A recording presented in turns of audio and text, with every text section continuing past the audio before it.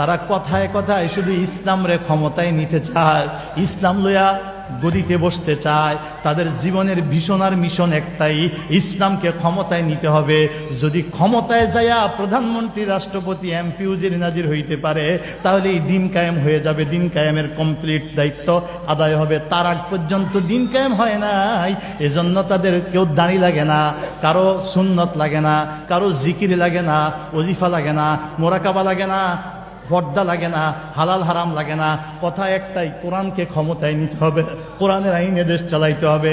রাষ্ট্রপতি যদি হওয়া যায় তাইলেই দিন কায়েম হবে, এর আগে দিন কায়েম হয় নাই। কিন্তু আমরা যারা পৃথিবীতে আছি, পৃথিবীতে যারা ওলি আল্লাহ ছিল, পৃথিবীতে যে নবী ছিল, পৃথিবীতে যে সাহাবা একরাম ছিল, পৃথিবীতে যে আইম্মায়ে মুজতাহিদ ছিল, আইম্মায়ে শরীয়ত ছিল, আইম্মায়ে তরিকত ছিল, কেউ এই ব্যাখ্যা করে নাই। আমার দেশের কিছু আলেম ওলামা নতুন ভাবে একটাই মিশন আর ভিশন, কোরআন কায়েম করতে হবে, কোরআনের জন্য জীবন দিতে হবে।